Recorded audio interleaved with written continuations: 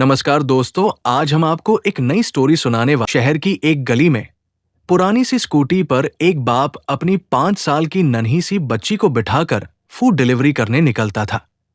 धूप, बारिश, ठंड कोई बहाना नहीं, क्योंकि पेट पालना था और बेटी का भविष्य भी बनाना था। रवि शर्मा एक छोटे से कस्बे में पला बढ़ा, जहां सपनों को पंख मिलना आसान नहीं था। कड़ी मेहनत से उसने अकाउंटेंसी में डिप्लोमा किया और एक निजी कंपनी में नौकरी पाली थी। साधारण सी जिंदगी में उसकी खुशी थी उसकी पत्नी स्नेहा और नन्ही सी बेटी पिहू। पर किस्मत बेरहम थी। पहले कंपनी बंद हो गई, नौकरी गई और ऊपर से पत्नी को कैंसर ने जकड़ लिया। इलाज के लिए रवि ने अपना सब कुछ बेच डाला, जमीन, गहने, यहां तक कि पुश्तैनी मकान भी। लेकिन बचा न स्नेहा, न उसकी दुनिया की खुशियां। अब उसकी दुनिया में बस एक ही रोशनी थी, उसकी बेटी पिहू। रवि अपनी बेटी के साथ गांव छोड़कर दिल्ली आया। जेब में कुछ पैसे और दिल में ढेरों सपने। रिश्तेदारों के पास गया, पर सबने मुंह फेर लिया। दिल्ली की सड़कों पर भटके, फुटपाथ पर रातें गुजारी। आखिरकार एक पुराने दोस्त के कहने पर फूड डिलीवरी का काम मिला। एडवांस पर एक पुरानी स्कूटी खरीदी। घर, झुग्गी बस्ती में एक छोटा सा कमरा। बिजली पानी की दिक्कत, लेकिन सिर पर छत थी। रवि ने खुद को समझाया, यहीं से शुरुआत होगी। सुबह से रात तक ऑर्डर पर ऑर्डर, बैग पीठ पर टांगे, मोबाइल में लोकेशन देखते हुए स्कूटी दौड़ाता। पीहू को पीछे बैठाना मजबूरी थी, क्योंकि उसे अकेला छोड़ने का जोखिम नहीं ले सकता था।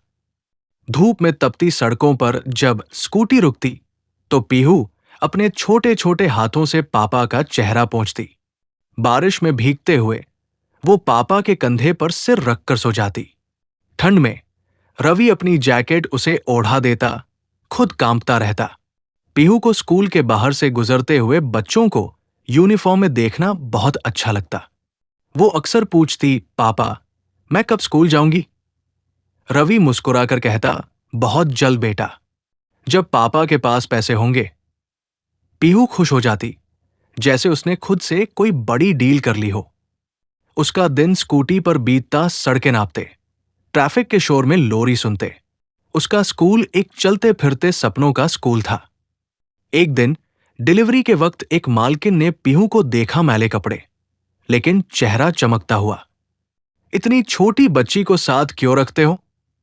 मालकिन ने सवाल किया। रवि ने सिर झुकाकर जवाब दिया, घर पर छोड़ नहीं सकता और पालना भी है।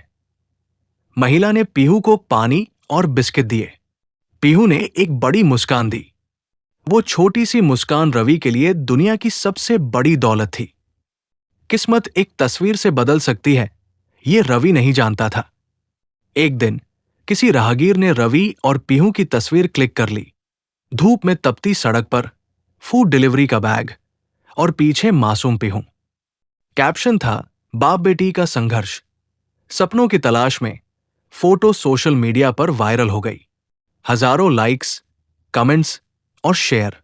लोगों के दिलों को छू गई थी रवि और पीहू की कहानी। तस्वीर के वायरल होने के कुछ ही दिनों में एक नामी एनजीओ ने रवि से संपर्क किया। उन्होंने पीहू के लिए एक अच्छे स्कूल में दाखिले का ऑफर दिया और रवि को ऑफिस में अकाउंटेंट की नौकरी। रवि को विश्वास नहीं हो रहा था।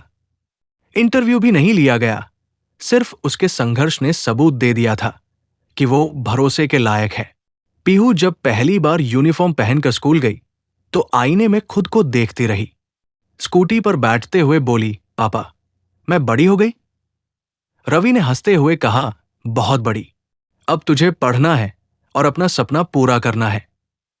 पीहू ने सिर हिलाया और स्कूल की ओर बढ़ गई। रवि अब सुबह सुबह बेटी को स्कूल छोड़ता, फिर ऑफिस जाता। सैलरी कम थी, लेकिन इज्जत थी। पेट भरने का साधन था और सबसे बढ़कर उम्मीद थी।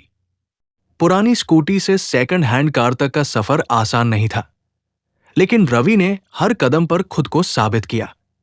किराए के छोटे से घर में अब एक छोटा स्टडी रूम था, जिसमें पीहू के सपने पलते थे।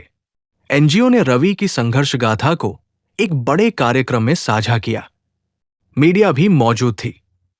रवि को साहसी पिता का सम्मान मिला।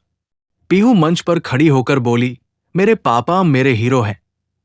ऐसी ही स्टोरी सुनने के लिए चैनल सब्सक्राइब करें।